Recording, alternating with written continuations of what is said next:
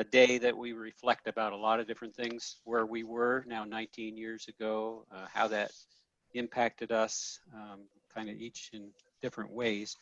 I heard something struck me a little sad today, that many of the victims, not the victims, the victims' family members of the attack in New York would be getting together there, kind of memorializing their loved ones and such. And of course, because of the COVID situation, they're not able to do that. And I think in other areas of the country where those attacks took place as well. So it's a time of reflection, and I just didn't want to ignore the fact that this is a pretty important day.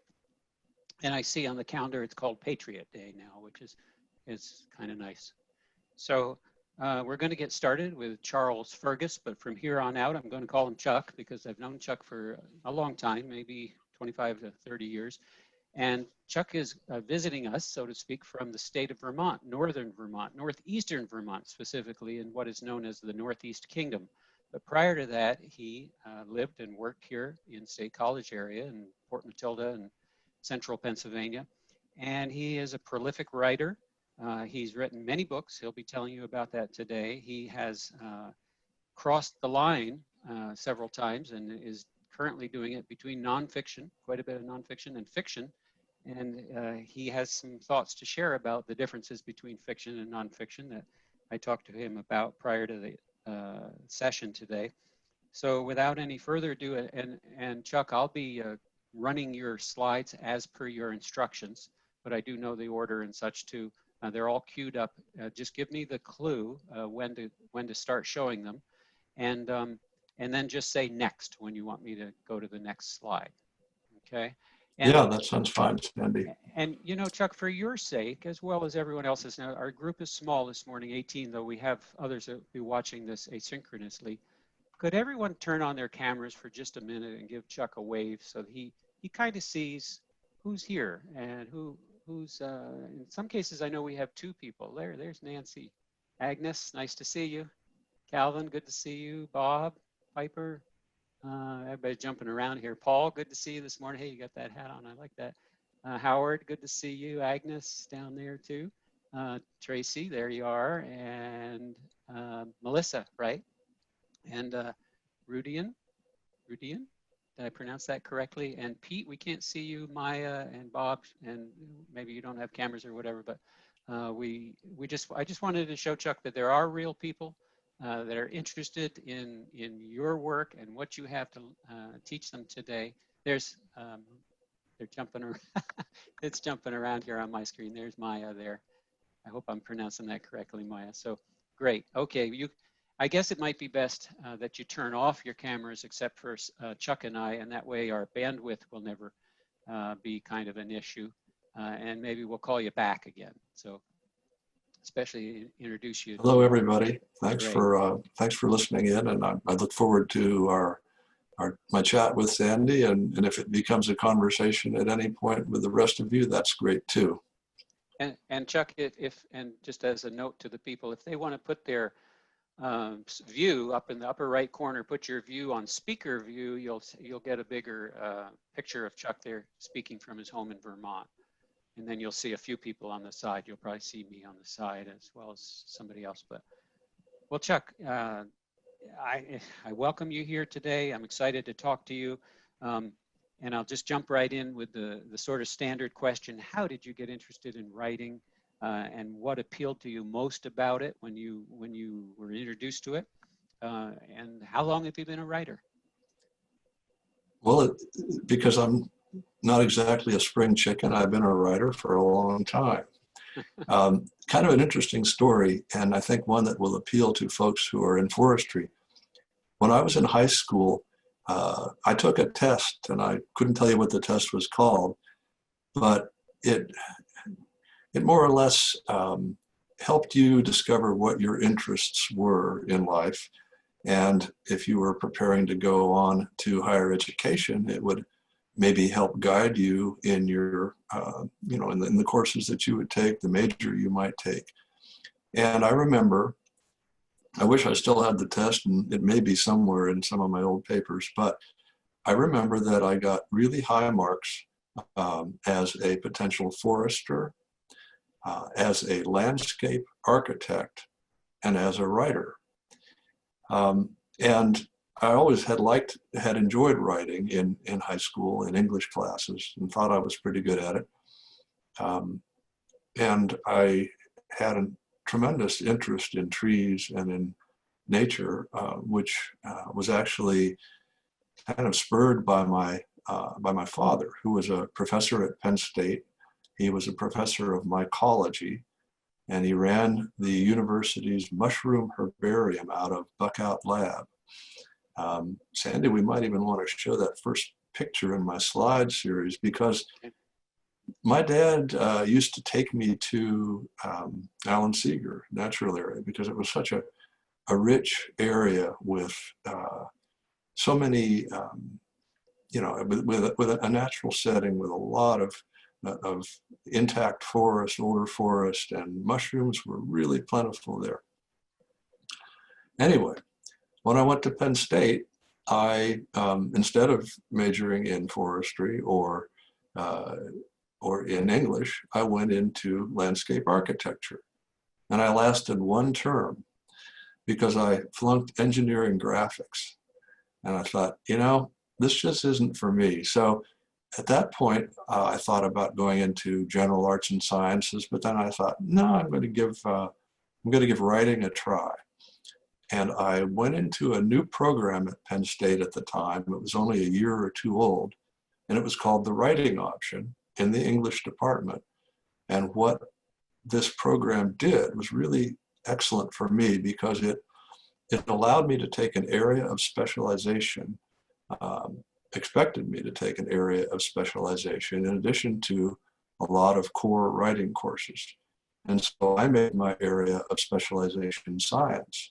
And I ended up taking courses like ornithology, biology, geology, meteorology. And this equipped me to be a science writer and to understand science and to be able to read a scientific paper and understand it. And it really paved the way for the rest of my career. So that's kind of a brief introduction to how I got started as a writer. And then I was very fortunate in that I got a job with the Pennsylvania Game Commission right out of college. And I worked there for 3 years and ultimately ended up back at Penn State as a science writer. So that was the start of my career. And I'll back off now and let Sandy refocus my answer if he wants to, or ask a different question. Okay, Chuck. Now I did bring back your view, so tell me when you want to go to the slides again. So this is kind of a basic question. So what are the types of writing that you've done? What are the topics you've written about over your career? And where did you publish these things, in addition to Game Commission and university writing? Right. The Pennsylvania Game News is the place where I've published the most articles, just in terms of sheer numbers. But I've written both fiction and nonfiction. The fiction was a novel called Shadowcatcher, a historical novel set in 1913 in the American West. In terms of the nonfiction writing, I've written about 17 books of nonfiction. I've written for publications as various as Ranger Rit, Nature Magazine for Children. I don't even know if it's still published. Reader's Digest. Okay. New York Times, Northern Woodlands, American Forestry Magazine, Country Journal. I wrote a lot for a magazine called Blair and Ketchum's Country Journal that some of you may remember reading back in I guess that would be the 70s and 80s. So a lot of different magazines, and but mostly I've written about I've written books over the last 15 years or so of my work. Yeah, what's the next slide there, Sandy? Just yeah, that's what I was going to go. And let's see. I think it's going to be a rough grass. See if we get it. No, it's not advancing for me. That's funny. Okay, I'm going to stop sharing on that. I'm bringing you back. Anyway, if Sandy can bring up that photograph of a nesting grouse, that would be fine. Yeah, there we go. This was on the side of Stone Mountain, taken about 20 years ago, actually taken with a regular camera and then digitized later on. But I developed a really great interest in wildlife. I always had been interested in wildlife, and I was a hunter, and which was interesting because my parents were not. They did not come from hunting traditions, but they didn't stand in my way when I decided I wanted to do this probably rather odd and strange endeavor to them.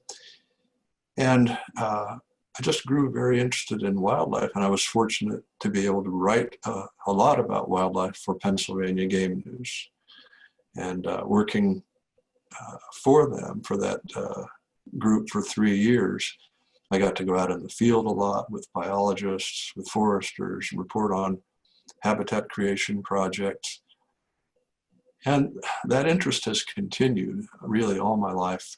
And ultimately it led to a very enjoyable portion of my career in which I have done a lot of writing for the Wildlife Management Institute. And WMI is a respected and long-standing wildlife group. It's an NGO, and it's used to be based in Washington, D.C. Now it's pretty much, they don't have an office in D.C. anymore, but different folks, both employees, paid employees, and contractors like myself, live all over the country. And so I've been continuing to write about wildlife and wildlife habitat.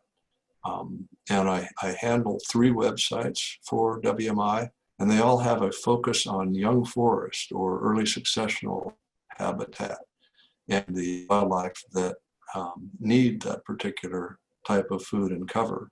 And that would be animals like ruffed grouse, American woodcock, New England cottontail. We have a website devoted strictly to New England cottontail, golden-winged warbler, just a host of wildlife that require that type of habitat. And then also many different species, like, I mean, certainly in the scores and possibly well over 100 that use that habitat when it appears on the landscape.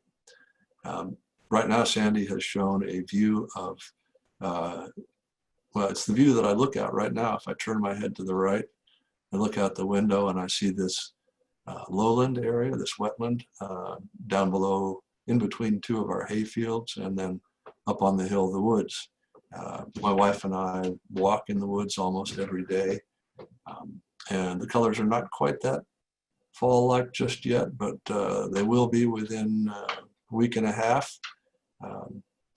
So this is, I've been really lucky to be able to find a place to live where I can make a living as a writer and where I can have immediate access to the outdoors. Sandy, I'll pass back to you. Okay. All right. So Want me to talk about that picture? No, you know what I think we ought to do though, Chuck, is you were talking about the kinds of things you wrote, and that was in question. So let's show some of those books here. Maybe people will remember these. Sure, yeah. These books are now 20 years old, and they could use updating because for instance, I don't think I talked very much about some of the problems that trees are facing fairly recently.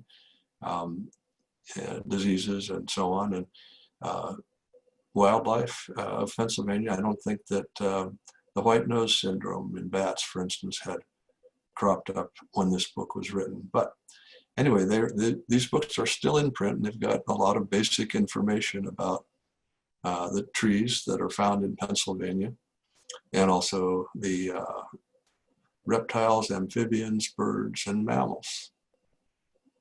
And if you'll advance, yeah, this is my most recent book, Make a Home for Wildlife.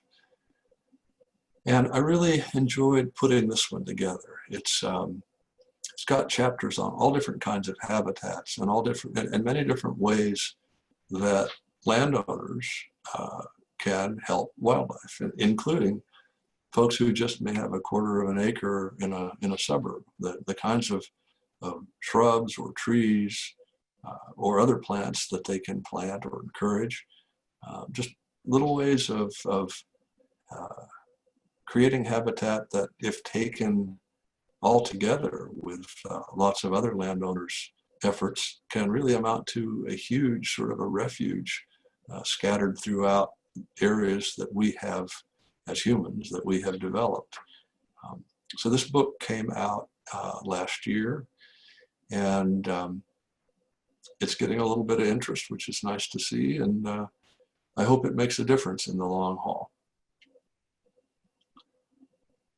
And now Sandy's showing a photograph of the cover of a mystery that I recently published. And this is part of a series. This was the first in a series. We're calling them the Gideon Stoltz Mysteries, named after the main character, Gideon Stoltz, who is a sheriff in an imagined county and town in Pennsylvania, central Pennsylvania, in the 1830s. And it's no secret probably to my readers, if they know Pennsylvania, that the town is, which I called Adamant, is actually Bellefonte, and the Coleraine County is actually Center County, as I have imagined it, you know, based on research and a lot of reading, as I've imagined it in the 1830s.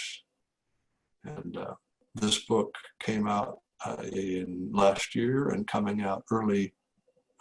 Actually, this book came out, A Stranger came out early in 2020, and early in 2021 will be the sequel called Nighthawk's Wing.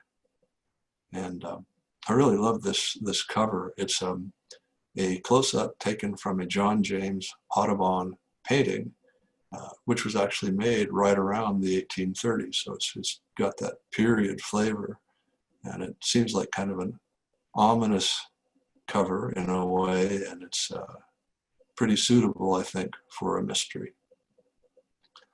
But I've had a lot of, 17 nonfiction books, and they've been all over the board, from kind of,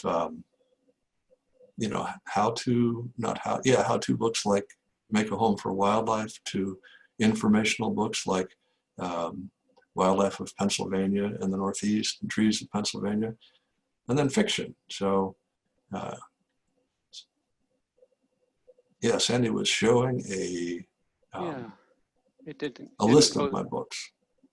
Hang on a second here. I've got to go back. It didn't show right. Find that, bring that up again. There we go. Right, and so I've written about Florida, the wilds of Florida. Summer at Little Lava is about spending a summer on the coast of Iceland. Nature essays drawn from my column in Pennsylvania Game News. And then a fair number of, Natural Pennsylvania, which you'll have a hard time finding today. It's out of print, but I visited every one of the 50-some state forest natural areas in Pennsylvania and wrote a report about each, kind of a guide so folks can go and visit these places. Places like Detweiler Run, where Sandy just took a hike last weekend. Bears and turtles, wild guides, those are actually, they focus very closely on those species, and they're kind of a mix of both a field guide and a natural history compendium. Common edible and poisonous mushrooms of the Northeast. Pretty interesting story there, because that's a book that my father wrote as a pamphlet and was published by Ag Extension for many years, and it was very popular. And what I did was I took the photos that he used, which were, believe it or not, glass plate negatives that someone in the botany department at Penn State had taken early in the 20th century. And we used those because they're very excellent, sharp photographs. We used them to illustrate some of the species. And then at the bottom, you can see there, I've had written 4 books about hunting. having to do mostly with hunting upland game, using dogs. All right, so let's get back to talking about writing a little bit. Chuck, this, you seeing your list certainly shows how disciplined you are in your writing and how productive you've been. But can you tell us a little bit about your process for writing? Because the listeners today are people who we're trying to encourage to write more and to develop their skills in this area as natural resource professionals. So are there any particular tools that you use or methods that you use that get you writing? Share that with us if you would. I'd be glad to, Sandy. I mentioned earlier that I went through a writing program at Penn State called the Writing Option. And one of my major professors back then was a man named Leonard Rubenstein. And Leonard had a philosophy of writing that I found very logical and appealing. And what Leonard believed and what he taught was that the universe around you is made up of an infinite number of components, an infinite number of parts. And the ones that we select, the details that we select as writers, are very important. And those details can be used to create in the reader the same, I guess you'd say, thought or the same impression that you as the writer had and perhaps want to convey. And so in my writing, I tend to use, I don't write a very flowery prose. It's probably pretty spare or bare bones compared to some writers. But I try to choose those facts, those observations, those sights or smells or sounds that will create in the reader the same effect that they had on me as an observer. And I actually use this technique in all of my writing. I use it in nonfiction. I use it in technical writing. I try to write simply so that someone of really, so that people of many different ages and situations can understand what I'm trying to convey. And of course, I use it in fiction. I feel that it then really paints a picture of a place, a time, a situation, so that the reader is fully absorbed. So really, I think at the very most fundamental level, good writing involves close observation, and then it involves respect for the reader, so that if I respect the reader to come to their own conclusions, but perhaps similar ones to my own, or their own thoughts, their own impressions, based on what I write. I don't tell the reader what to think. I present those impressions that I think will guide the reader toward an understanding of whatever it is that I'm writing about. So that's kind of at the basis of what I do. I try to observe carefully. I try to report carefully. I try to have respect for the reader and respect for the subject.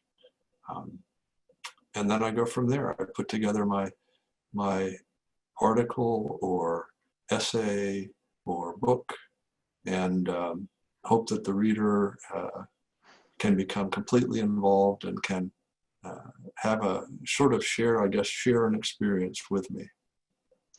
Yeah, that sounds interesting. It's sort of about creating engagement in some ways, isn't it? The reader gets engaged because they're sharing the experience with you. We'll come back to that in a minute, Chuck, but I just want to ask, dig a little deeper there. Very few people are as productive a writer as you, and have written as many things and produced so much copy, so to speak. And so, can you tell us about the discipline and how you, how you get it done, to write as much as you do? Well, I sit down and write. I don't. I write almost every day, really. I live on 120 acres here in Vermont, so as you can imagine, there are lots of chores that pull me away at different times. But I live with a writer too. My wife's name is Nancy Marie Brown. She is a writer mostly of nonfiction books about medieval history and particularly about Scandinavia, which is why I got to Iceland that one time and spent a summer and wrote a book about living in an abandoned farmhouse on the coast of Iceland. But my day starts with sitting down in front of the computer and working on whatever project I'm engaged in. And right now it's the fiction, it's the mysteries. So every morning, usually I will spend all morning working on that. And then noonish, a chance to go out and take a walk, a hike really. We walk for about 45 minutes with our dog. I will also do tasks for the Wildlife Management Institute. So I continue to work for them. And after that block of time in the morning, which is usually dedicated right now to fiction or to, let's say, to a book project, then I'll work on different assignments or tasks for WMI in the afternoon. And then usually about 4 o'clock, Nancy and I put everything aside and we go get on a couple of horses and we take a ride. We're lucky enough to be able to ride for literally hours right out of our home on dirt roads and woods roads and trails. And that's pretty much how the day goes. You know, put yourself down in the chair, try to be honest about whatever topic you're writing about, try to say what you have to say succinctly, clearly, and put the time in. And of course, then evenings and parts of the day too are involved with research reading. So it's kind of a varied schedule. I can't say that it's totally consistent, but the main factor, I guess, is that, you know, it's a job. Take it seriously and carry it out. Yeah, well, Chuck, two follow-up questions here. So over the course of your career, my suspicion is you haven't had any times where you slowed up. You know, you mentioned you've been writing a long time, and for someone to be as productive as you. But so the first question is, am I wrong? You know, were there times, was there a year or so you might have had writer's block, or you just decided I'm going to spend a year doing farm work or doing something else? You know, have you ever had a kind of something that pulled you away, a siren's call, so to speak? Well, I periodically do have things that pull me away, whether it's, you know, removing a blown down sugar maple across one of our woods roads or mowing off a pasture because the horses have been grazing preferentially on the grass and leaving the weeds to grow. But yeah, I've had had a tough time in the late 90s because, well, I'll be very frank. My mother was murdered, and I was involved, of course, in the court proceedings afterwards. I found her body, and it just devastated me for a long time. And it, I suppose that you could say I suffered some effects of post-traumatic stress disorder, but it made it very difficult for me to hold large amounts of information in my mind at any one time. And my wife, Nancy, very wisely suggested that I should write books about nature because I was comfortable in nature. Nature was a balm to me. Nature was happening now, all around me, and it didn't really give me an excuse to think back on some of the bad things that had happened. So I began, that's when I wrote Trees of Pennsylvania and Wildlife of Pennsylvania. And then more recently, I have written, I think honestly, about the human phenomenon of murder in the mysteries, the Gideon Stoltz mysteries. I have created a character in Gideon Stoltz who has lost a family member to murder. And one of the things about mysteries that has often bugged me is just how, cavalierly authors treat this truly horrific human behavior, this aspect of human life. and I think it should be, again, like, whether it's nature or whatever you're writing about, or a different culture or a different country or a different place, try to be honest. And that's what I try to do in the Gideon Stoltz mysteries, as well as the nonfiction I write. Chuck, I guess the other question, though it seems rather insignificant compared to your response to that, is what do you do in regards to getting feedback on your writing? Do you have someone check it over? Do you have, we're encouraging people to workshop together as writers, especially aspiring writers. Do you get review of your writing, or is it just the editor who receives it at this point in your career? Someone who's so accomplished and has written for so long, do you get feedback from someone? I love getting feedback, and I do. Yes, I got, for instance, I mean, everything that I write that means a lot to me. I have my wife read, Nancy Brown. She will read and give me feedback. I know a number of other writers, and we do sometimes share manuscripts. Right now, for instance, I'm reading a novel that a friend has written, and just basically reacting to it.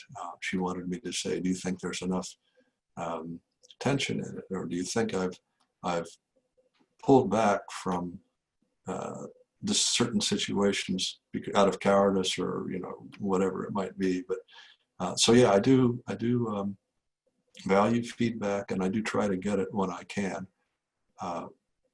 The second Gideon Stoltz mystery, for instance, I sent it to my agent. I sent the beginning to my agent just because I wanted to see if she thought I was on the wrong track, and she thought no. She said, no, you really you should change it in this manner. And so I did, and I thought she was right. And that's the thing about writing. You become absorbed in it. You become fixated on it, on a given piece of writing. And what better way to get a fresh pair of eyes than to hand it off to somebody else whose skills as a reader you trust, or as an editor. Just hearing from readers really makes a big difference to me. I've got friends who do not write, but they're excellent readers, and they can get started on a piece of writing, and they'll say, well, I'm really puzzled about this. Why don't you tell me about why don't you give me a little more depth on this so that I understand why it's important in the story or in the piece of nonfiction. So long answer to your fairly simple question, and that is that yes, I do get feedback, and I value it. Yeah, that's fascinating, Chuck. Wow. And you have that feedback from your wife, which I'm sure is, the most valuable sometimes. But you raised the question of an agent, and we haven't talked about agents yet. Some of the writers we've been talking to are their own agent, so to speak. But you mentioned you have an agent. What does an agent do for a writer, and where do you find one? Book publishing especially, has really, really changed over the last 30 years. The number of publishers has both diminished and increased, and that seems like a contradiction in terms, but the number of real commercially successful publishers has diminished, whereas the number of so-called publishers, which can be, just really yourself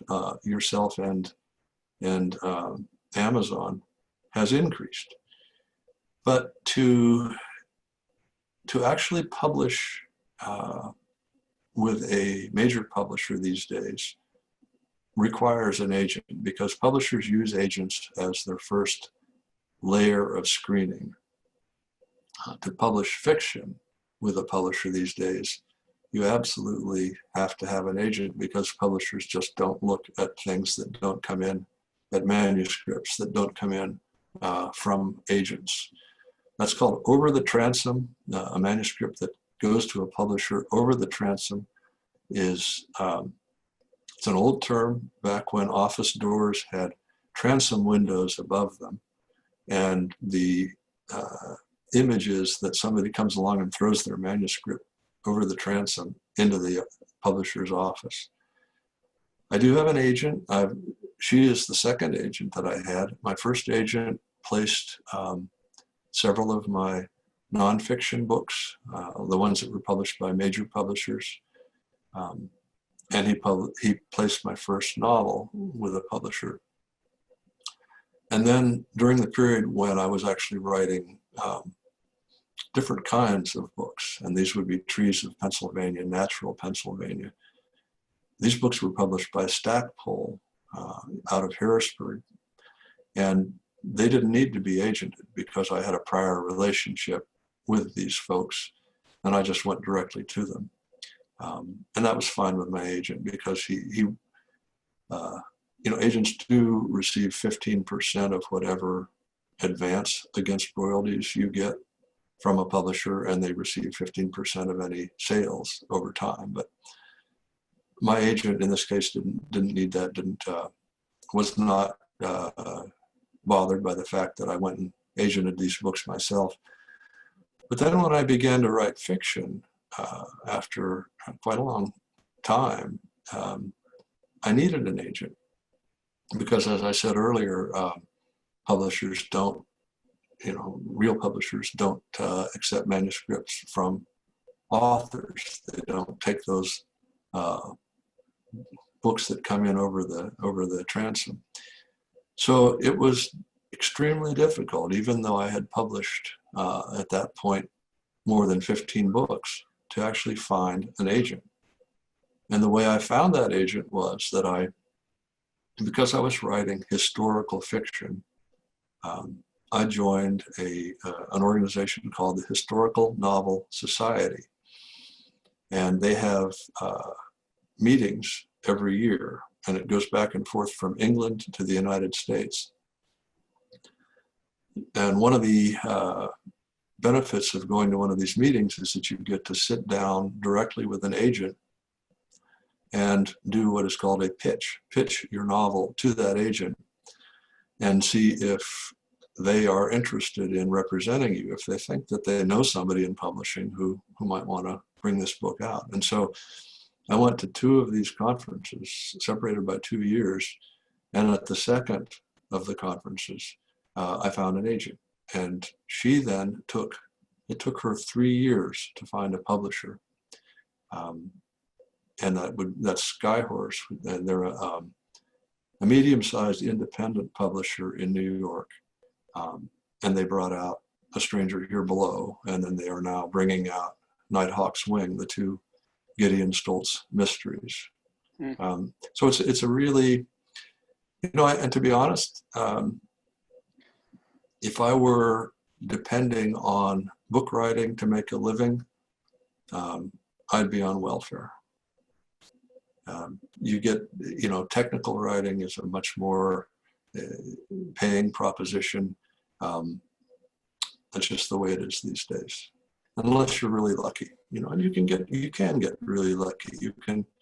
I hope, for instance, that this second Gideon Stoltz mystery really takes off. It's got some, I think, very exciting elements to it, including supernatural happenings. So there's always a chance that a book will go big, and then then it will make you money and your agent.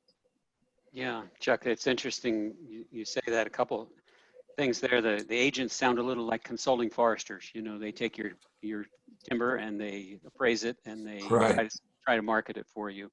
That's interesting. And then when you say technical writing, it's real. You're talking about the nonfiction nature writing that you've done for Game Commission and tree books and things like that. Just to clarify. Yeah, the technical writing, probably nature writing is a better way to term it, and or science writing even. That would describe what I do for the Wildlife Management Institute. I should have shown them to you, but I've produced a number of publications through WMI having to do with young forest, and everything from brochures to 24, 28 page booklets on how a landowner can go about creating young forest habitat to benefit wildlife. Yeah. Did they give you a byline on that, Chuck, or do they just say it's by the Wildlife Management Institute? Sometimes they put my name at the back, and honestly, I'm not looking for a byline. Yeah. I'm just, of course, it's identified as a Wildlife Management Institute publication. We're more, WMI is really good about, not blowing its own horn in any kind of an obtrusive way. They're very science oriented, very, very much, results oriented, and they're not into real, outward publicity. Just, again, they have a lot of respect for their audience, which is made up of landowners and conservation professionals and students and faculty. And so they just try to, present the science as well as they can. And Sure. that's what I try to do when I put those publications together. And they're really a great deal of fun because I get to learn while I'm doing it. Yeah, that's right. And they've been around a long time, 100 years in the conservation science business, so they're well respected. Chuck, let's talk a little bit about creating engagement for your readers. And you've mentioned a number of things that are important to you. Make something interesting for people to read. Is there anything else you want to say on that briefly before we jump on some tips for aspiring writers? I would kind of reiterate what I said earlier, and that is to observe closely, take notes on those aspects of an animal's behavior or of a habitat's feel, let's say, that had created an effect in you, and then present them honestly to the reader and respect the fact that your reader is very likely to have a similar reaction to you once they pick up, once they read the details that you put forth. Yeah, that's great. Okay, let's talk about tips for aspiring writers. And I know that you gave me a slide, and I want to go there so that we do utilize that. And it was the very last one here that had a number of, whoops, let's see, not that one. Here we go. Had a number of books that you, whoops, not that one. Let's see, we want to go to the next one. There we go. Notable books that you recommend to people related to writing, I guess, or how do you want to tie that in here? I guess I would say that there are just tons of really good books out there about the subjects that are important to me, and that would be nature and science. And so I was, really just, I couldn't begin to list the books that have affected me, but I thought I would put down a half a dozen just, kind of as, I thought, extremely good examples of writing. In the first book, The Elements of Style, it's a essentially a close look at how we use language, and it's not a long book. It's a simple book. It was known as the Little Book to the authors who wrote it years and years ago. But the points that they make are still all of them are valid, and any person who's interested in writing can sit down with this short, simple book, read it, and I believe come away with understandings that will make them a better and more effective writer. So that's The Elements of Style. The book, The Outermost House by Henry Beston, is a really lyrical book about living in an abandoned or in a dune shack on Cape Cod. Again, it's an old book, written close to a century ago, but a very beautifully written book. And Beston is quite exceptionally good at describing nature. It becomes a philosophy in some ways.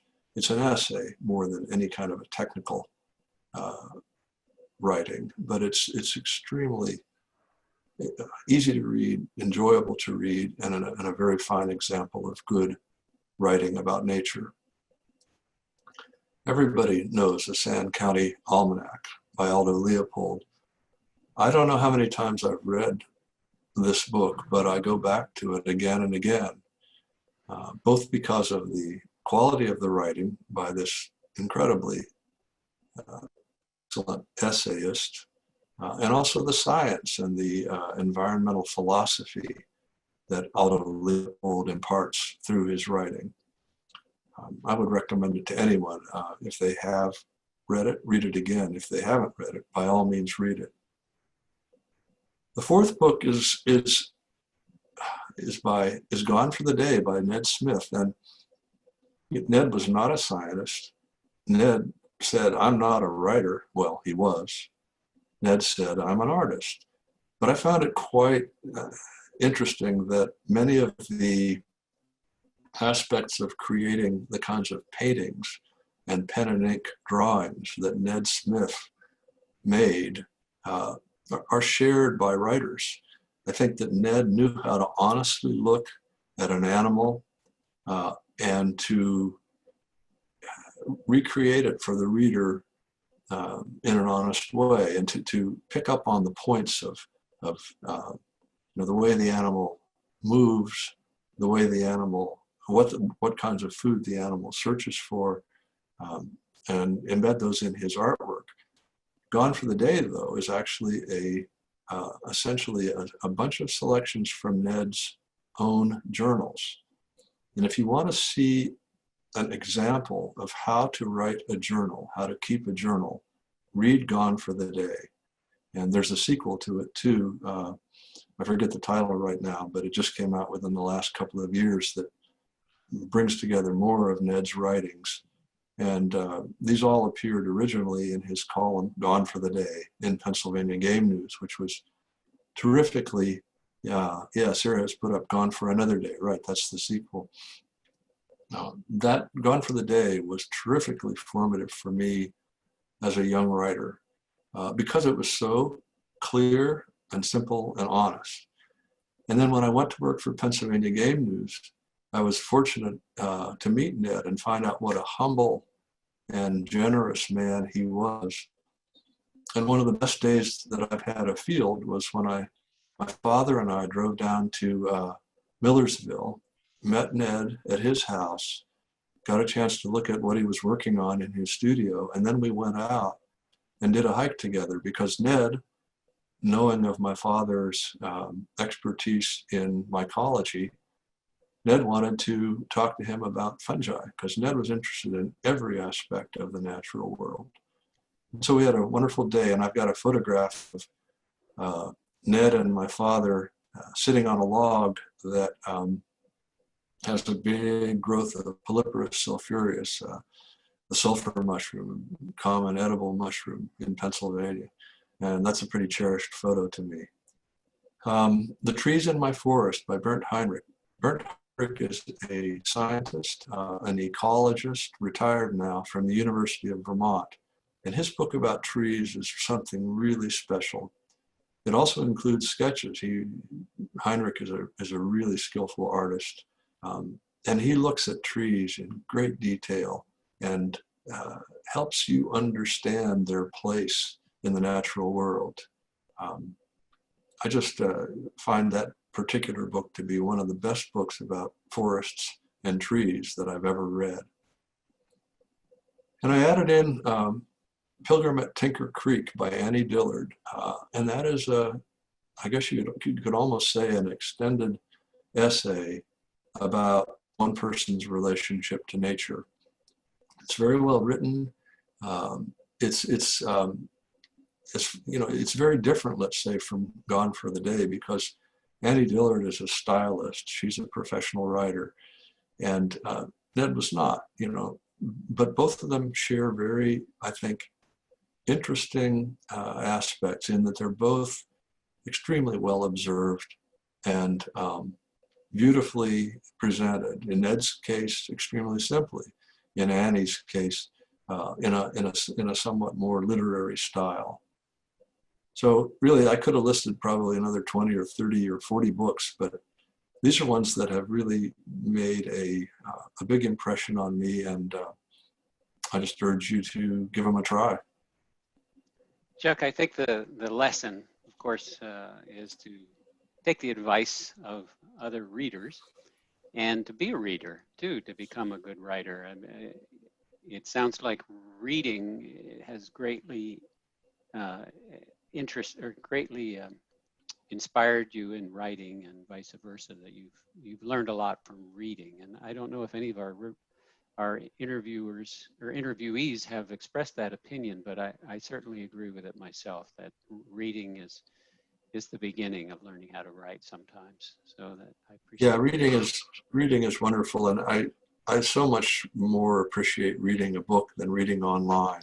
I get tired of looking at screens, and by the end of the day, I just want to have a book in my hands. Um, and I heard a really funny joke about that not too long ago, and it's I'll see if I can call it up.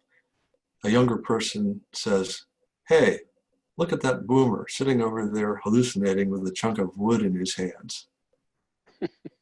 So think about that. Yes. Oh, great. Okay, we have a few minutes for questions, not too many, and maybe you'll be staying on to the end too, and we could catch you with another question or two then. If you can stay on, we'd appreciate it. If there's any questions, I'll ask that you put them right in the chat pod there quickly, folks. And thanks to Sarah for getting the name and the title of that other book. There's also a book, while people are thinking of a question, there's also a book about Ned Smith's journals, which has lots of the color paintings and such in it, and has some of the has photos from the original journals of Ned Smith that they've published. It's more of a coffee table type book.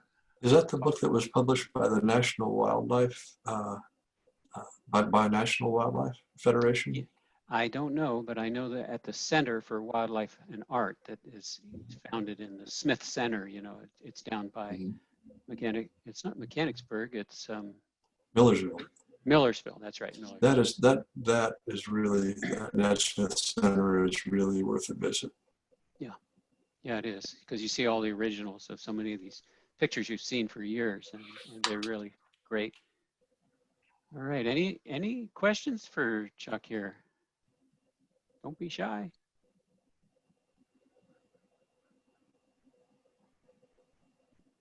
Wait a second. You really shared some important things, Chuck, and I appreciate your careful thought about each one of them as I asked you. But here's a good one. To be a good writer, do you think the author needs to reveal his or her vulnerability? I think that when you write, again, to go back to that philosophy that I spoke about, that really was foundational to my writing and that I learned and absorbed when I was at Penn State, and that was to be honest. And if the topic that you're dealing with requires you to be vulnerable, then I would say yes. But really it's topic based, because for instance, if I write about ruffed grouse and their habitat needs, I might not necessarily show any vulnerability. If I write about hunting in a grouse cover and killing a grouse and picking up a bird that is now lifeless, you know, that was full of vitality a minute ago, and I'm going to take it and eat it, I'm going to remove it from its habitat, then I would say that vulnerability could be a very important part of that particular piece of writing. Here's another question, Chuck. You mentioned that agents are necessary for books. How about technical writing? Any advice on how to get a foot in the door, where and how to get started? Yeah, agents are not necessary for technical writing, and they are necessary for nonfiction writing, like that which my wife does, and she's published by some pretty major publishers too, some of the larger ones.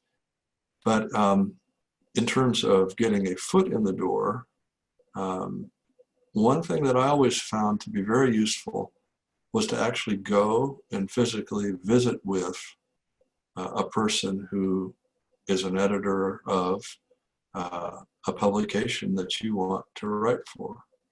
So let's say you want to write for Pennsylvania Game News. You can send something in, and I'm sure it'll get read and it will get looked at.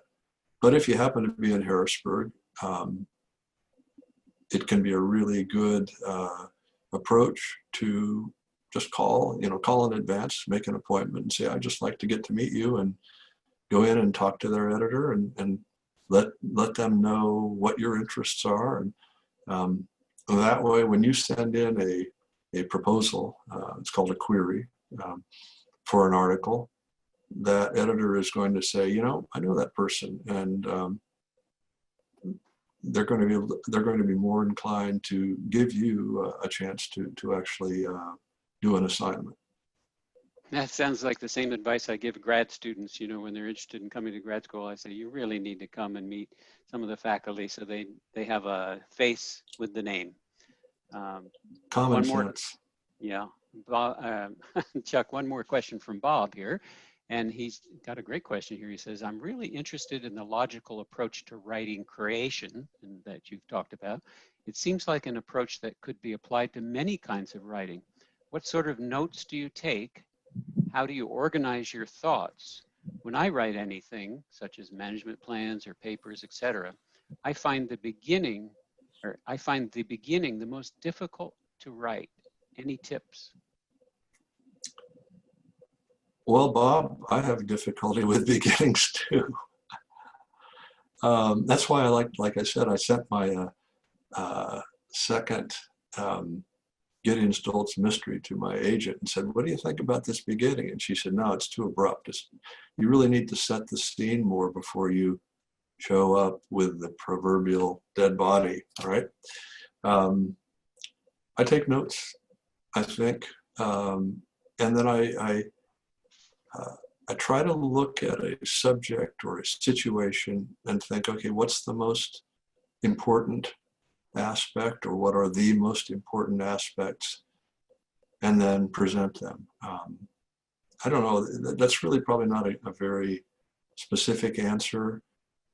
And a lot of this work, I think, a lot of writing comes down to what you've done in the past and whether you've had success. And it's really almost instinctive in many ways, some aspects of writing. While it is still fact-based, and while it is, kind of technical, it exists on a technical level, there's also some instinct involved. What do you think is going to, what would have piqued your interest in a situation? Can you recreate that in a way that it will also perk up a reader's interest? Okay, Chuck, we're going to have to close down here now, and just thank you so much for sharing and giving us your wisdom about a lot of different things that he's written. Thanks for that on there for you. And I'm sure Bob could send you an email even someday, probably, if he's still. He would certainly, anyone would certainly be welcome to do that. They can also visit my website. It's just www.charlesfergus.com. It's got some of my writings and ways to get my books, and you can email me through that. Yes, there's a like a place you can send a message to right there. So that's great. So nobody has to remember your email address. They can just find your site. All right, thank you. Now we're going to shift here over to Jeff, and Jeff, I guess you're going to want to show your camera there. And Chuck, you might want to just shut down your video so that you have just your audio. There we go. Jeff, are you there? I am here. Okay, there you just popped up. Great. I'm going to close the chat down. I don't want to look at that. Well, Jeff, you know Chuck, and you've worked with Chuck, so it wasn't a surprise, perhaps, to hear some of the things that Chuck had to say, but I'm going to address you with some of the same questions, knowing that your career is quite different, really. You, as a scientist and as a professor and an instructor and a researcher, do a lot more what we might call nonfiction technical writing related to the work. But you also, as you and I discussed the other day, do some more public kind of educational kinds of things and Sure. opinion pieces and such that have made a difference in your career. So let's get started here. So when did you realize that writing, and I know that you have this background and interest in biology and wildlife and forestry.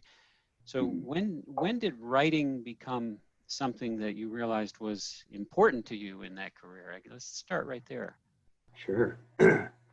Well, first, I'd like to say hello to Chuck personally. Always great to hear him and get his insight. Spectacular writer, and unfortunately, we don't get to interact as much as we probably should. But my time having interacted with Chuck has always been a pleasure. So there he is, waving at you there. Greetings from Western Pennsylvania to Northern Vermont. Thanks for that insight. So I guess if I think about that question and I'm completely honest with you, when did I realize writing was important? Probably first week of freshman classes in college, when I walked into English 101 and the professor informed me that there would be a 10 or 20 page term paper due at the end of the semester. I quickly realized that something I despised doing, I hated doing up until that point in my life, was something that I was going to have to at least embrace if I wanted to do well in college.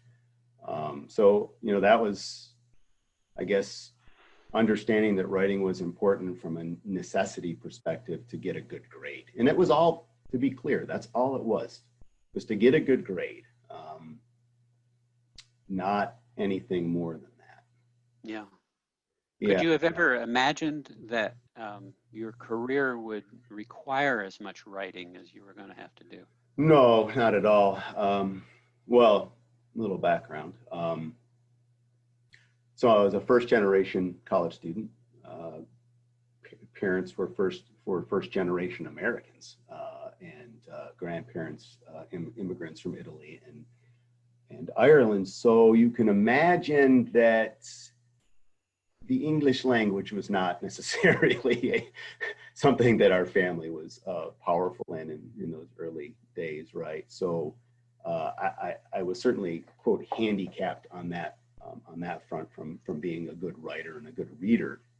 Of course, my parents and grandparents stressed the importance of becoming educated. So I think back at those days, and one interesting development in my current career happened long ago, and we'll get back to the writing part here in a moment. But it was when I first decided to go to school. I went to Ithaca College and in the biology program, and I was first. My brother and I were the first in our North American family to go to college, and so I was all about doing it big, right? I'm gonna go to med school. I got into medical school. I did well in undergrad. I got into medical school, and I decided that I went to medical school. So there wasn't a whole lot of writing going on in that track. It was a lot of just science in some papers, but a lot of just memorization and things like that. But no, I was very fortunate. My junior year, I saw a flyer on a bulletin board in the hall, and it was about studying golden wing warblers for the summer. This was a junior year of college.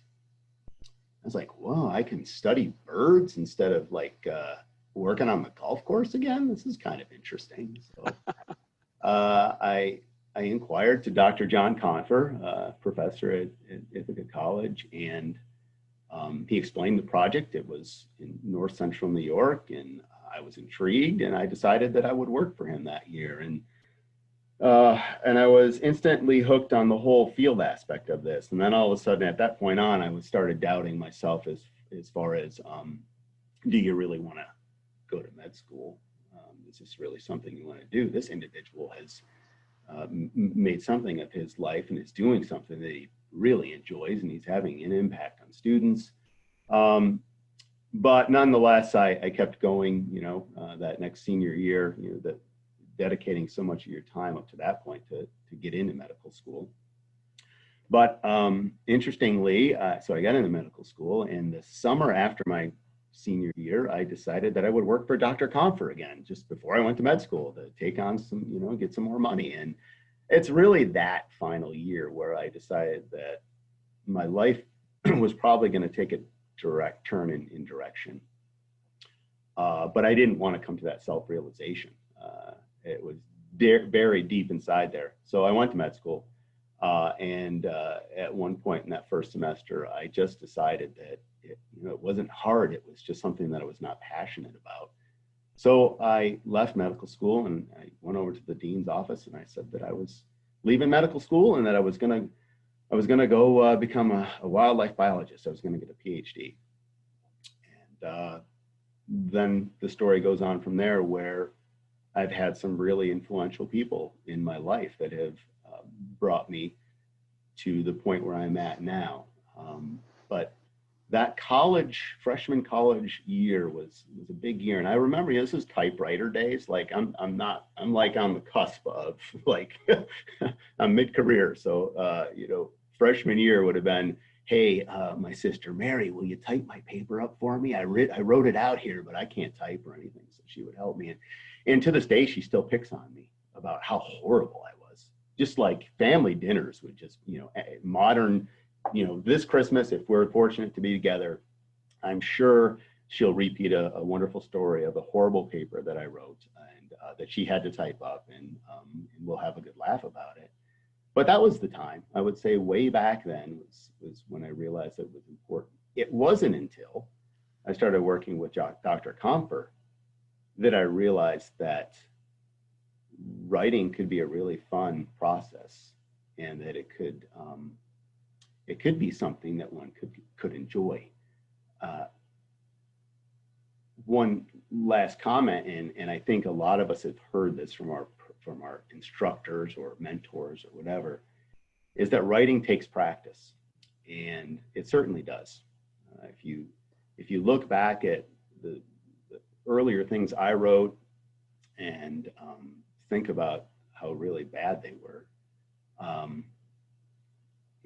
you quickly realize that you do learn from your mistakes.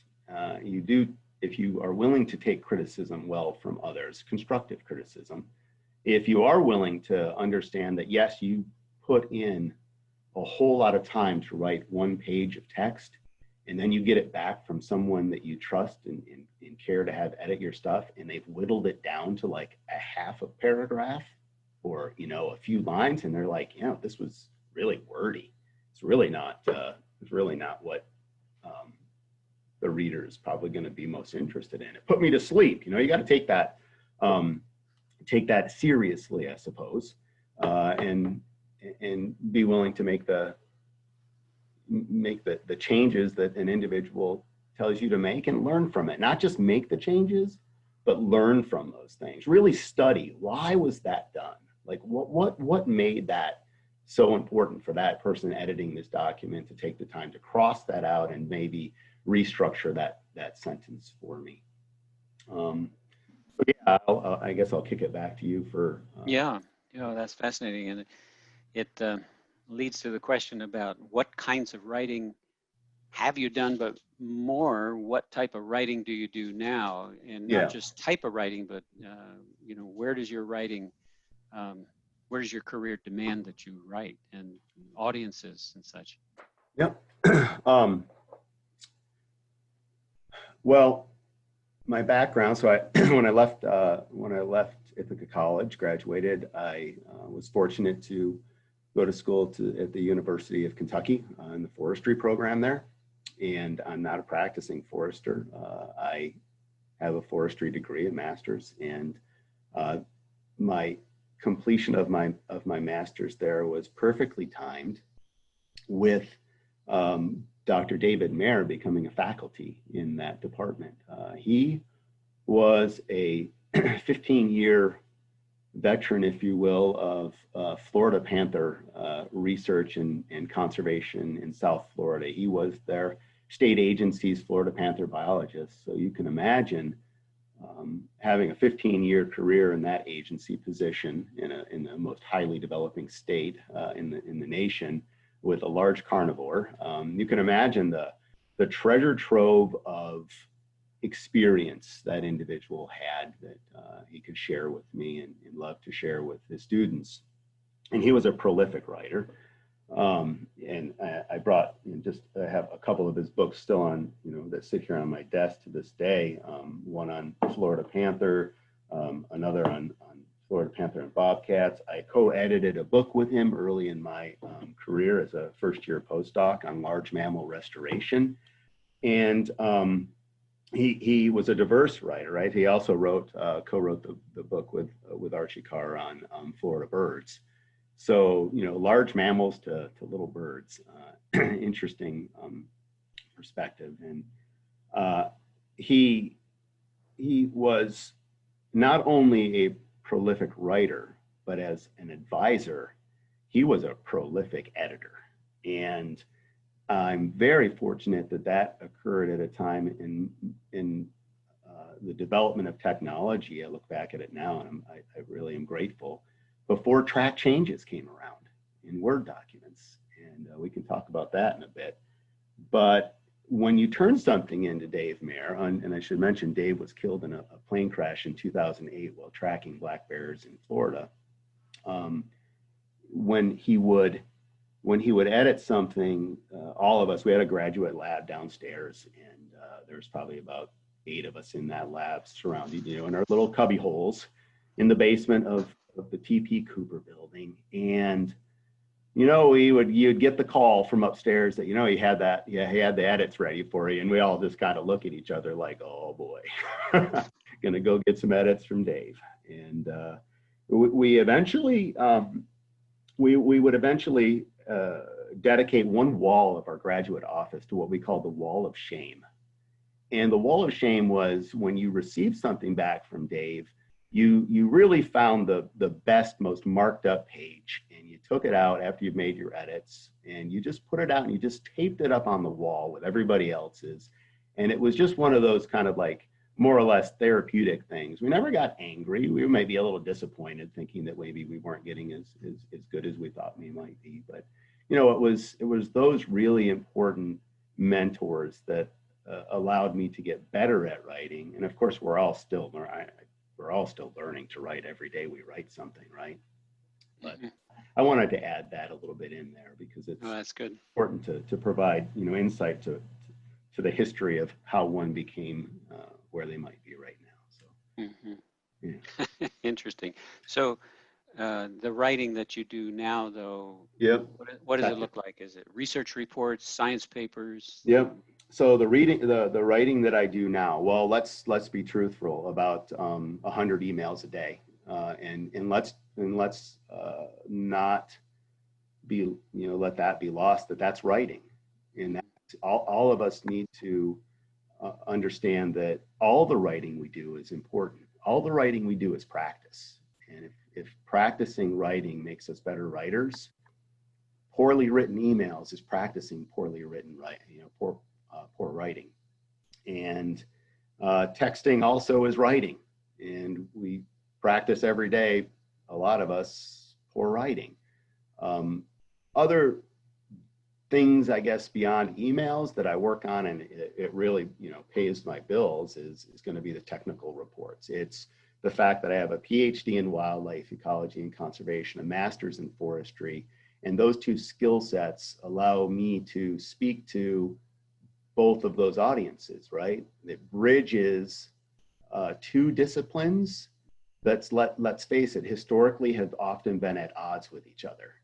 We need not go any further back than, the great spotted owl wars of the Northwest, and even in the East, we see lots of tug of wars going on between those in forest industry or forest management, and often kind of more the biocentric opinions of biologists. So most of my writing, both the work I do with my students and the stuff I do with American Bird Conservancy, is is really just trying to bring those two groups together, to use my skill set, my writing abilities, my presentation abilities to let them see the vast amounts of common ground that those two groups actually have, and that they're not so far apart when you really look at all of what's been written and is available to someone. And you mentioned it earlier when you were talking to Chuck. Reading is how you become a better writer. That's the part two of the secret recipe, I would say, is you must truly read what's been written before you to understand how that you can, how you're going to be able to stitch together all of that existing knowledge and identify first what's been done and the knowledge gaps, and maybe formulate some kind of a writer's hypothesis as to where the conflicts may very well be, and how do you actually go about moving forward and in your own writing, mitigating those conflicts. So a lot of what I do is just that. And of course, I'm a faculty at a school with a master's program, and I spend a lot of time editing, and I don't, I certainly think back on the days of my time with Dave Mayer, and I use him as really as a mentor of how I should mentor my graduate students in their writing. And I hate track changes. I think it's too easy for any of us to just be like, oh yeah, he's a good writer, so I'm just going to accept what he has to say and just like read it real quick and hit track change, accept. But I do a lot of editing of somewhat bad writing, right? It means a lot of students are not great writers, and they shouldn't be, because they're early on in their careers, but they're working on it, and they have a desire to do it. So editing is writing, if you do it right, in my opinion.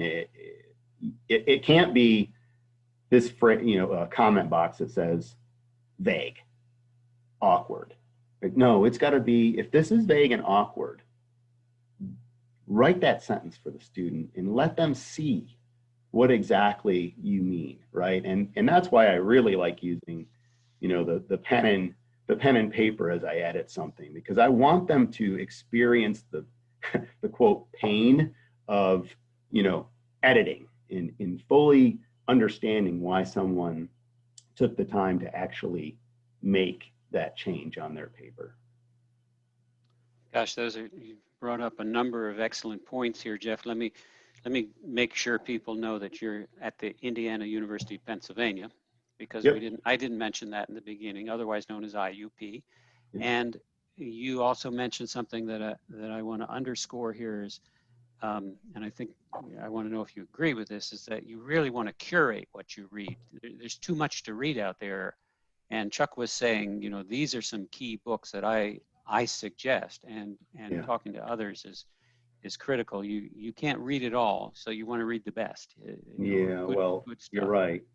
Well, you're right on that, and that comment comes at a pretty interesting point in my career. I'm currently, so I want to also add that American Bird Conservancy buys out a significant portion of my teaching that allows me to actually be in the conservation trenches as much as I am. So hats off to them, and I appreciate the support that they give me. And that, we can come back to how, writing a document, and I have an image of that document in a PowerPoint here. We can talk about how writing a document changed the course and direction of my career, at least partly here.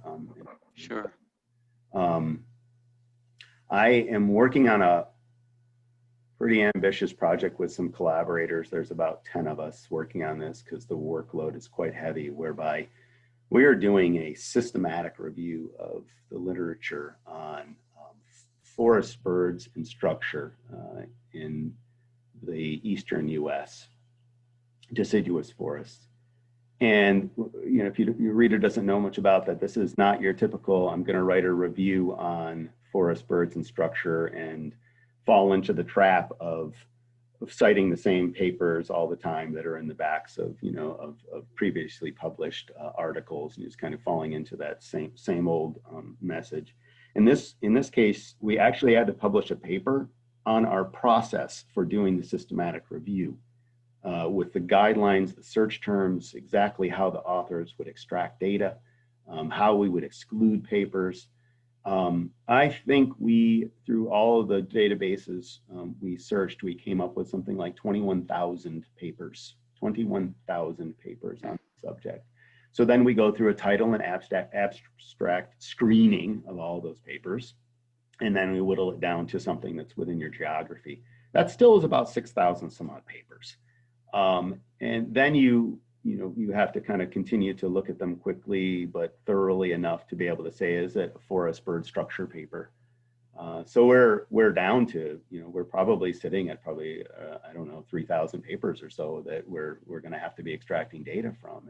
But it's an important part of the writing process. It's important to know what's out there. And in my world, which is science writing, right? In my world, science writing it's depending on me and the peer review process, of course, if it's a publication. It's depending on us telling as best we can the reader about all of the facts. It might be in a very cursory manner, but we have to, and it's not saying that the writer is, and the writers are error proof.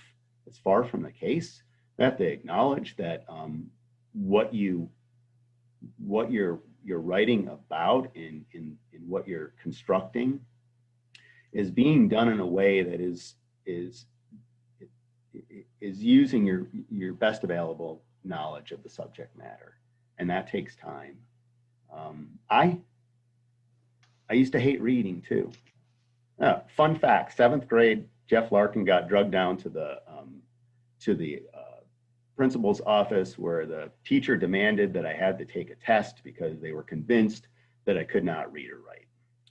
And the reality was I passed the test perfectly fine and I was back in the classroom, but it was just because I didn't really care to read about what they were wanting me to read, right? It was just like, this is not for me. So reading's the same way. I'll tell you, like, I have to force myself to go to bed some nights because I just find another PDF or some other source of information that I just want to read it some more and kind of just take in that information and think about, how can I use this information in my next public talk? Or how can I use this information the next time I meet with foresters? Or how can I use this information the next time I'm up in front of a birding club in Eastern Pennsylvania, right, on a snowy January night? It's the reading and writing process, making sure you're gathering the facts that really allows someone to be, I think, a more effective writer of technical materials. That's fascinating. Fascinating. Jeff, I want to underscore something you said a moment ago, and then let's jump to the slides that you said you had. You were going to show us that article because I want people to hear about that.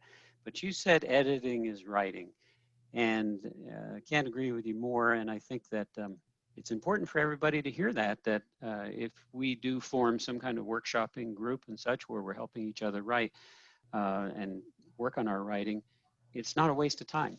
That we're getting some practice at writing there, helping people write, and just the whole the story of how your advisor there did edit your things. You say the wall of shame. I maybe you want to call it the wall of pain, but I'm not sure there's shame. There's no shame in getting editing. There's shame in not getting editing. I want to add, yeah, exactly. To not accepting it.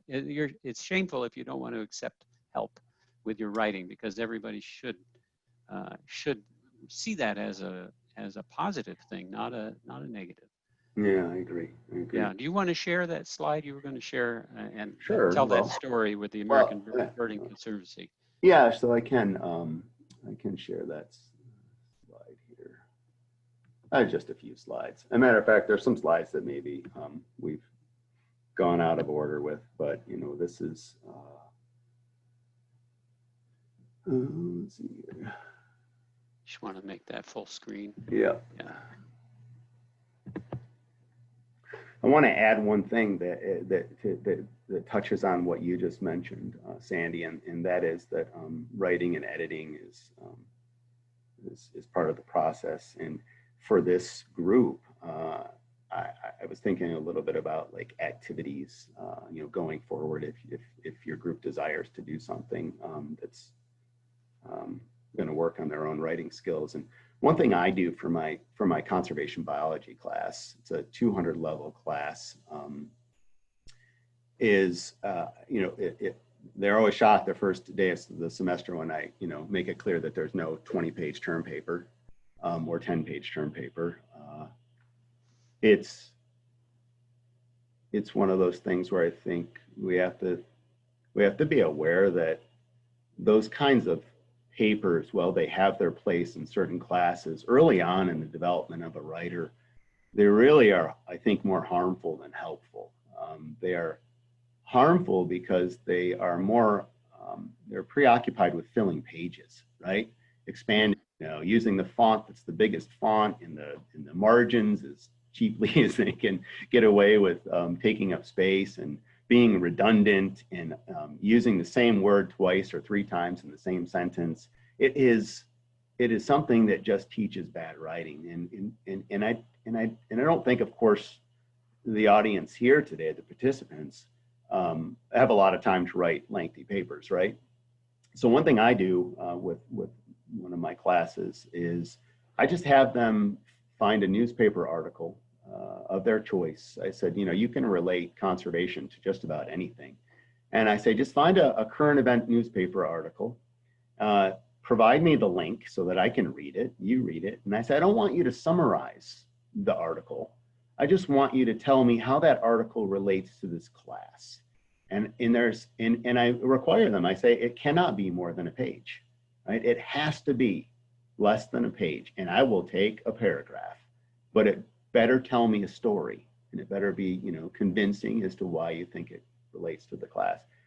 And I find that those are far easier for me to edit as well, right? Because I can get through 24 of those relatively quickly, rather than 24 10-page papers, which, let's face it, I wouldn't really be able to provide the insight to a student that they deserve if they're going to take the time to write a 10-page paper, for sure. Mm-hmm. This first slide I have on here is how it all started. This is really where I started reading a bunch of papers and started taking down a bunch of notes. And Dr. Comfer this was my senior year, a paper that came out of my senior year at Ithaca College, but it was one where I started realizing, wait a minute, I'm reading these papers, I'm seeing these trends, we have these data.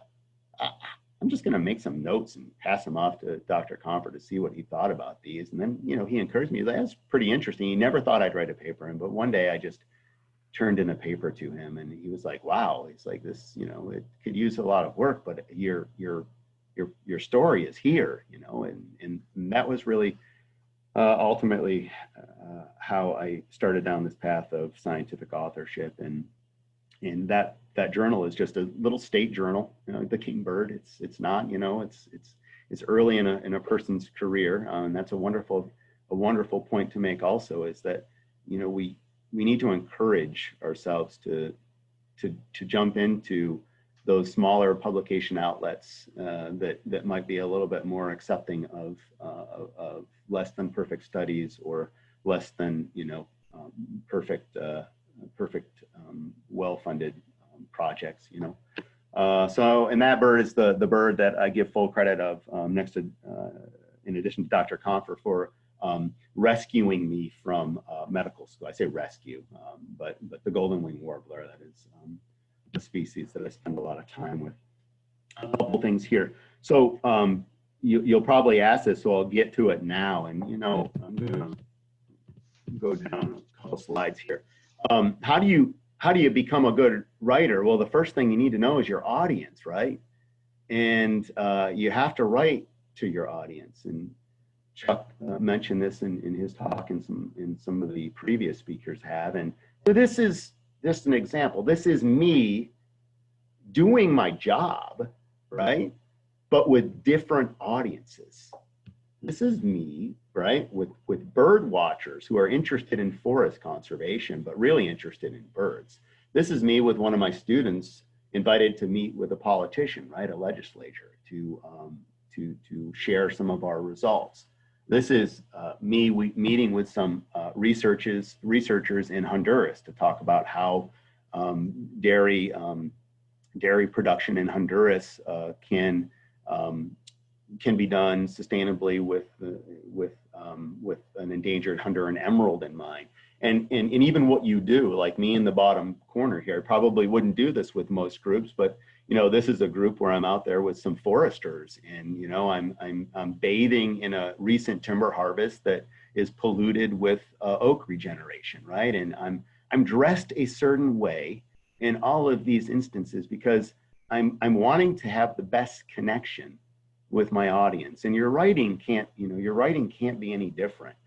If, let's face it, we have a bunch of foresters on this call. If I showed up to a field site looking like Jeff Larkin with the tie over here, there'd probably be some real weird cross-eyed looking at me and wondering whether or not this person was a legitimate person to listen to with respect to forest management and birds. So keep that in mind. We not only present in a way that, and present ourselves in a way that is in keeping with our audience, but we also write, and it's important that we keep that in mind when we're wanting to write.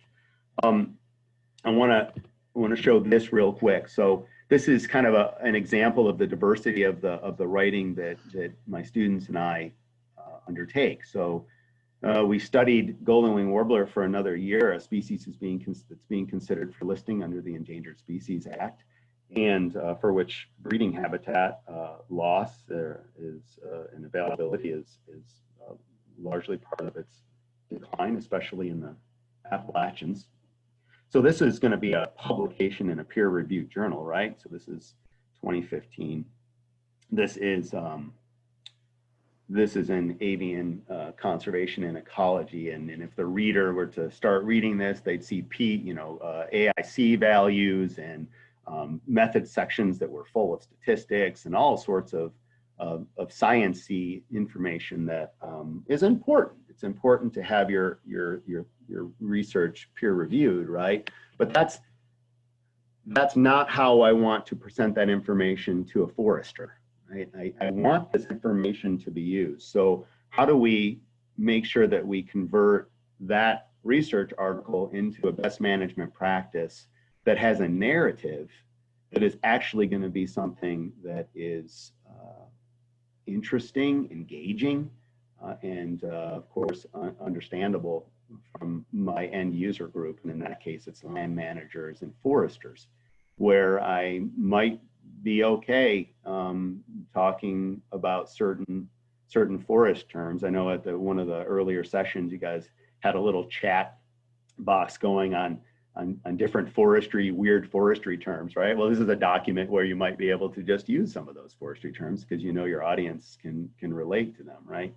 And then of course, there's the general public or conservation planners in an NRCS office who are soil conservationists who need to better understand about a program that they deliver to help the songbird that is highly dependent on the work of private lands forest owners.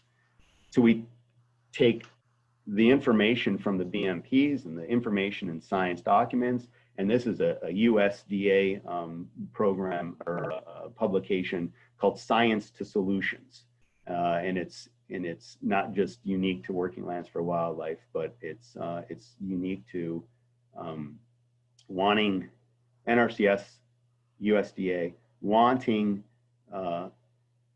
easily digested, boiled down information that is science-based, but something that isn't going to take too long to read, but gets the highlights of the information that you're trying to convey, and that they can hand to a landowner and say, with some pretty good confidence, this is something that a landowner could also further inform themselves and their decisions upon.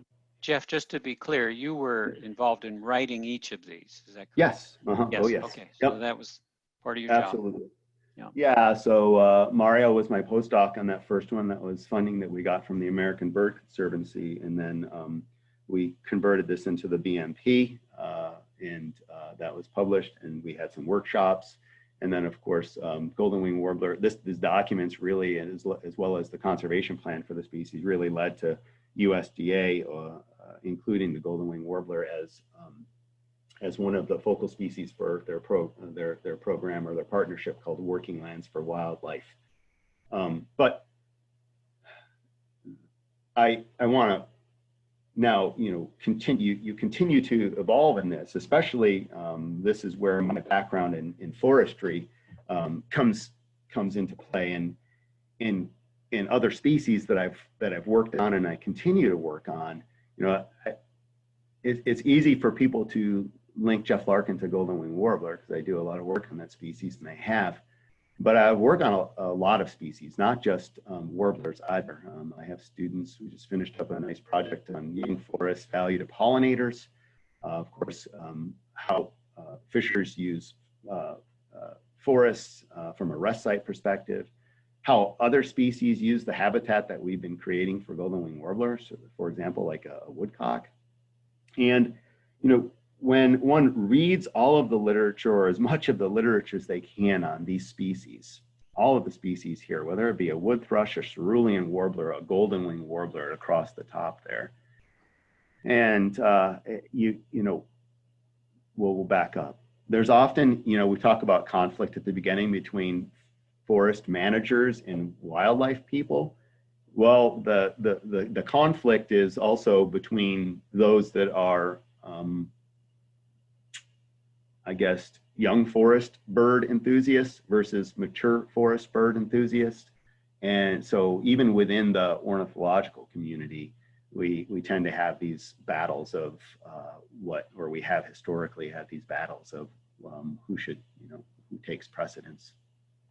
But the reality is, and this is what I spend the lion's share of my work now, working with American Bird Conservancy and NRCS and state agencies like the Game Commission and DCNR. I spend a lot of my time trying to get people to understand that the science is pretty clear, is that these are all forest dependent species. Well, maybe not the monarch, but certainly some of the other pollinators that we have identified. These are all forest dependent species that individually the science indicates they need a certain suite of conditions across the forest. And when you start to look at their own ecology across their full annual cycle, for example, when a cerulean warbler builds its nest to when it's roaming the landscape with its young after they leave the nest, is same for golden wings and same for wood thrush, we find that they use very different habitats compared to, or very different structure compared to where their nests were placed. When you start looking at things like whippoorwill literature and woodcock literature and black bear literature and fisher literature and you name it, pollinator literature, you start to understand that, and you sew all of those previous findings together, you come to understand that our forest species need a mosaic of forest conditions. Yes, we bend the cerulean warbler in the wood thrush into a mature forest nesting species, but it is far from only a mature forest nesting species. And the golden wing warbler, it's far from just a young forest species. So I spend a lot of time, I guess, trying to get folks to understand that collectively all of what's been written and studied about these species is pointing toward the fact that we can manage our forests to meet the objectives of forest managers, like balancing forest age classes, as well as ensuring structural complexity and desired species compositions. And we can do it in a way, as long as we think about it spatially and temporally, we can do it in a way that can satisfy the needs of a diverse avian or wildlife community. And you can imagine when you're talking to the public, it's not too hard to convince foresters about the importance of having, the shelterwood sequence or prescribed fire or an overstory removal at the end of a shelterwood sequence. And that's not a hard sell. It's a pretty hard sell to convince a group of bird watchers, perhaps, that just think about birds and as beautiful as they are, and they don't really think about the collective of all of the wildlife species, and they become connected with big, large, intact forests, and convincing them that the science is showing us quite clearly that putting some form of disturbance back on our landscape in some places and doing it in a way that allows us to sustain those kinds of conditions over the long term, convincing them of that it can be a difficult task if you're not careful. If you're not respectful of the audience's viewpoint, right? They're coming into it with a certain, you can bet they're coming into it with a certain perspective. How you are going to have a non-contentious and engaging conversation with either the reader or your audience, if it's a presentation, it really requires a lot of preparation and a story.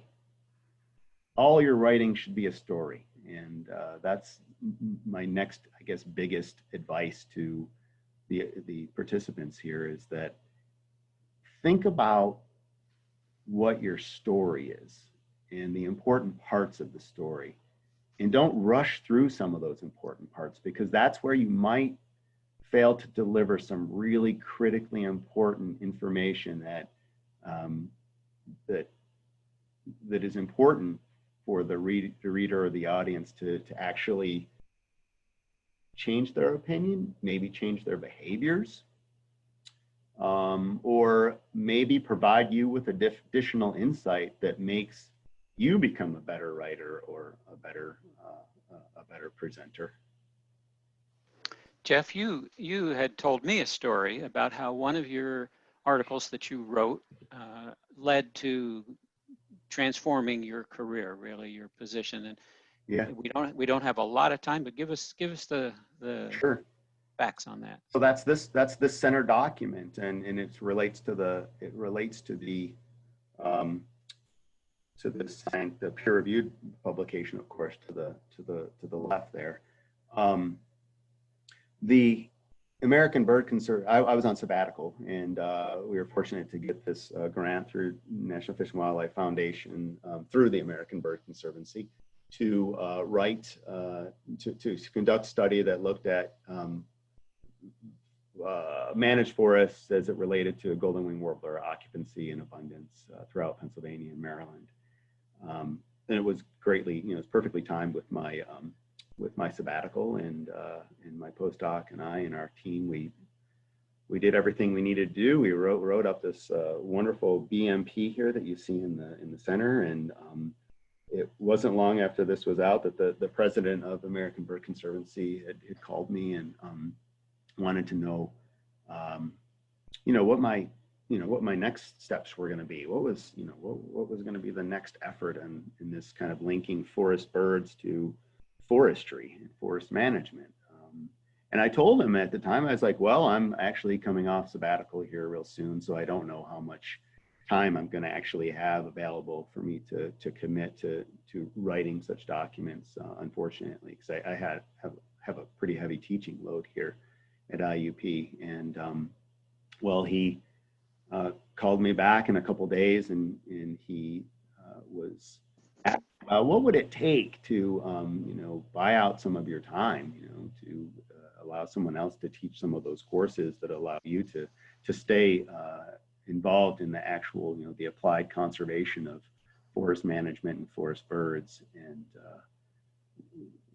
not long after that, of course, there was a conversation with the university administration and American Bird Conservancy, and ever since 2012, American Bird Conservancy buys out half of my time each year, and I'm and I'm able to work with conservation partners as well as a lot more graduate students than I otherwise would be able to do. It comes, you know, it comes, that opportunity came as a result of writing a document that linked two things that I'm quite passionate about, right? Forest wildlife and forest management. And it really opened, you know, it really opened my eyes. It was kind of like the final clincher as far as like, yeah, my purpose in my profession is to help bridge the dialogue between these two groups and to make a difference for forest birds and sustainable forest management in general. So, you know, it seems like a, you know, one document in one's career, but for me, it's a very, very important document. It's to this day allows me to be in the conservation trenches with so many of the members of the audience here today. I know several of you because we work together on certain things, and it's what brought me, you know, into contact with Chuck. Is when this kinds of documents were revealed, you know, and made available to folks. It's where more conversations occur, and I think it's, you know, I don't see any signs of this, the need for this kind of work to slow down. And somebody asked Chuck, you know, how do you get into technical writing? I can tell you there's a lot of groups out there that would love to have more folks helping out in the technical writing aspect, and certainly within the forestry world, we need individuals that are passionate about wanting to bridge that conversation between forest managers and wildlife biologists and whatever groups that are out there. And it doesn't need to be the biology side of things either. It can be the, you know, forest economics in forest management, or you know, just general education of youth on the importance of sustainable forest management and how that links to wildlife conservation. It's the opportunities for individuals to write about something that they're passionate about are not rare. You just need to be seeking those opportunities or identify those opportunities when they become available to you. Yeah, that's a great note to end on, Jeff. You said it well. Any questions of Jeff now? We have a few moments here, a few minutes, and I hope you'll just put them in the chat. And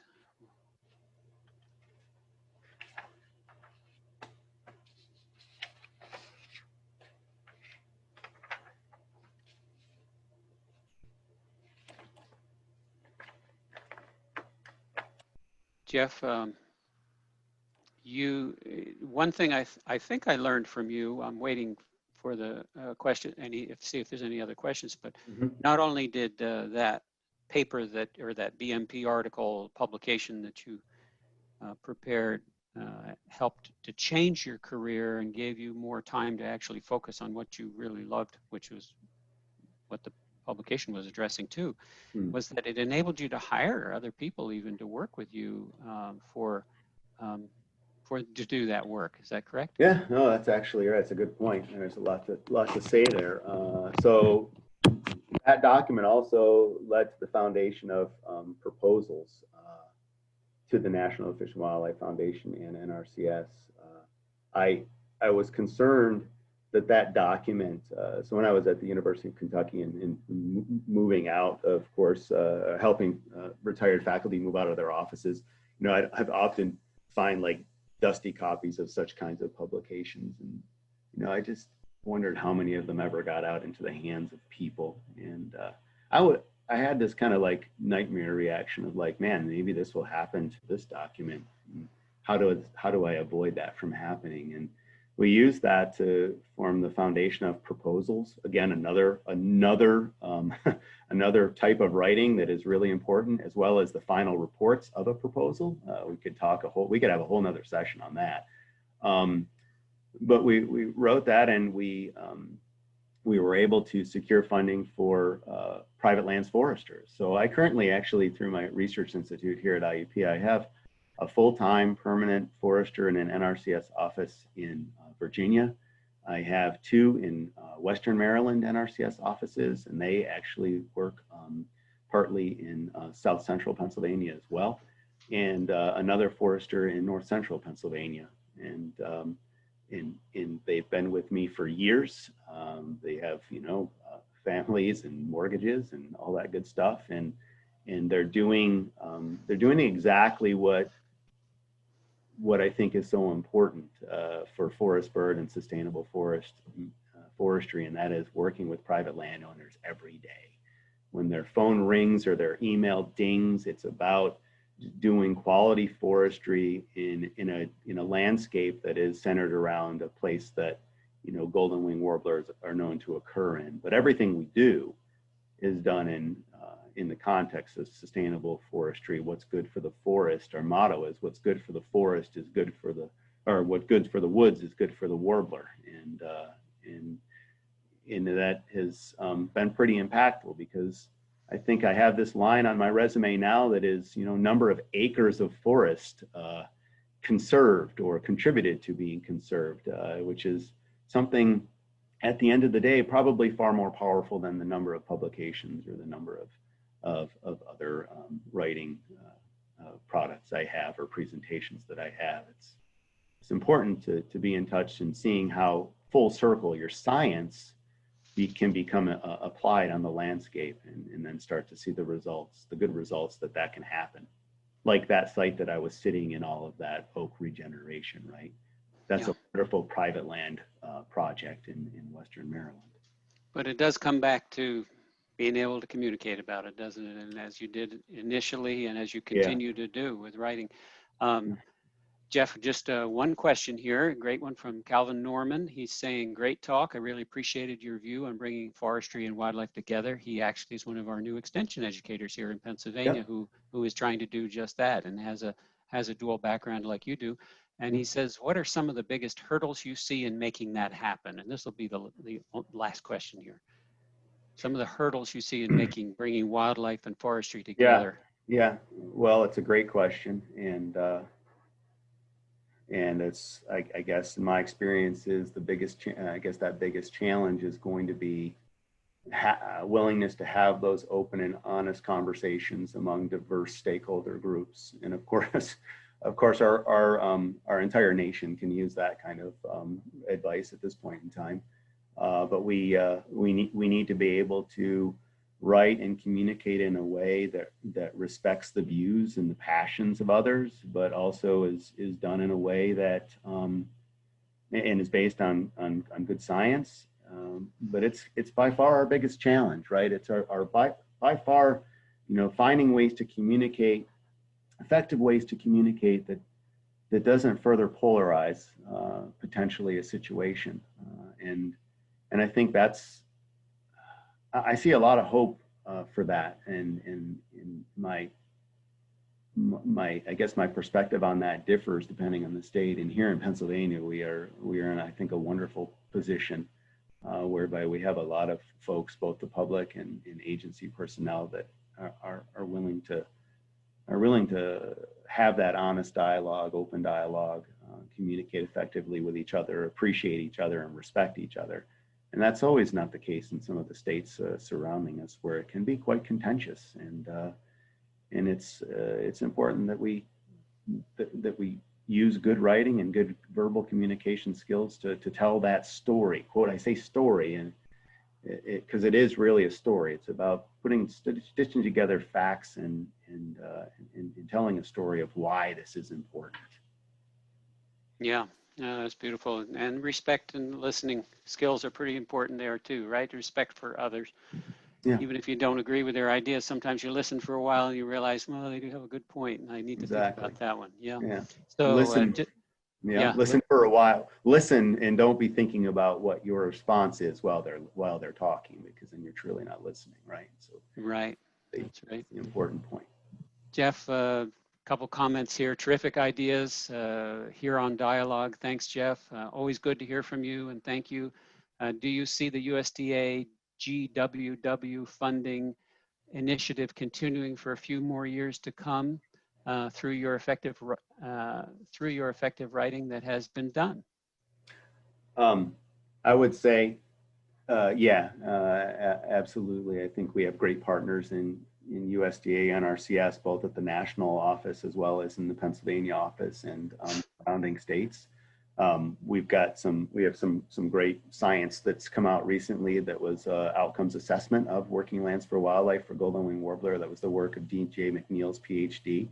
And it shows promise that the species is responding in landscapes where the species occurs. So there's a source population, and it's really honed the adaptive management, if you will, of the golden wing warbler BMP. It's identified some things that we can do better, and I do see that program continuing, and I'm hopeful for the golden wing warbler. I know it's going to be determined whether it's listed here within the next year, but I'm hopeful that through sustainable forestry and private lands, forest management, and of course the synergy that gets with public lands forestry, that we have such a strong presence here in Pennsylvania with. I'm hopeful that not just the golden wing warbler, but other birds and other forest wildlife are gonna benefit that, and forest owners in general. I mean, you cannot deny the fact that the sustainable forestry or the oak silviculture methods that foresters use without thinking about birds at all, just to do good forestry, is actually good for forest wildlife. And it's challenging to do that on private lands, and that's where we're going to win or lose the game, to be honest. Yeah, thank you, Jeff. Great note to end on. Thanks for your positive attitude about that one. It's sometimes dismal to think about some of the different problems we have, but there is promise on the horizon in a couple areas. So thank you. Absolutely. I have to turn it back over to my colleague, Jared, who's going to tell about next week's session. But before I do, I just want to thank you, Jeff and Chuck, for your great presentations. You're both still here. If you want to hang on a moment, there may be another question that pop up, and people would really appreciate hearing the answers here. But just to bring at least our formal 2-hour program here to an end, I'm going to pass it off to Jared. If you're ready to go, Jared, to tell us about what's up, and then Sarah, I think, is going to wrap up the session. Yeah, thanks, Sandy. Appreciate it. First of all, I'd like to say thank you, Jeff and Chuck, once again. Just endless wisdom between the two of you guys. So it was great to get a piece of that today. Much appreciated. We've got another good session coming up here, September 25th, 10 a.m. to noon, same time, different date. We've got 3 great presenters, Dr. James Finley, Steve Willant, and Nancy Baker. Dr. Finley, obviously, a lot of people know him. He's a local legend around here, Professor Emeritus of Forest Resources at Penn State. He's had an amazing career building relationships in the world of private forests. And of course, throughout that career, he's done a lot of technical writing for scientific journals for his research projects and other publications, and as well as teaching students similar to Jeff how to write. So I'm very excited about that. Also, Steve Willant, he's an editor for the Forestry Source, which is a monthly publication, monthly newspaper for the Society of American Foresters, as most of us know. He's from the Portland, Oregon area. And yeah, so he's really into forestry and natural resources, and he's an instructor at Mountain Hood Community College in that subject. So he's got a lot of great perspective on the editing side of this, so we're really excited to hear that. Nancy Baker, who is with us today. Hello, Nancy. Thanks for coming. She is a Pennsylvania landowner and forest steward. She owns 163 acres up in northern Pennsylvania that she manages, and that property's been in her family going back to the mid-1800s, so it's pretty cool. She's got a lot of hands-on forestry experience there, and a degree in forest ecology to go along with that. And of course, she's a writer, she's an editor, all-around communicator. She's written for numerous publications, so we're really excited to see what Nancy has to say to us next week, or on the 25th. I apologize. So once again, September 25th, 10 a.m. to noon. And passing it on to Sarah. Jared, and thanks everybody. So just to wrap up, again, I'm going to send out that survey about next steps and where we're going to take this eventually. And with that, I think we can wrap up. Okay, so I want to just give you all one last chance. If there's a last question for Chuck or Jeff, you want to ask it. We don't want to send them away before you get your answer, but maybe everybody's pretty good here.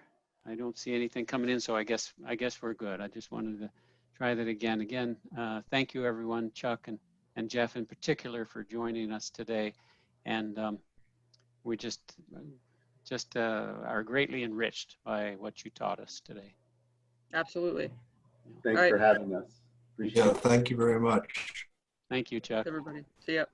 Bye, everyone.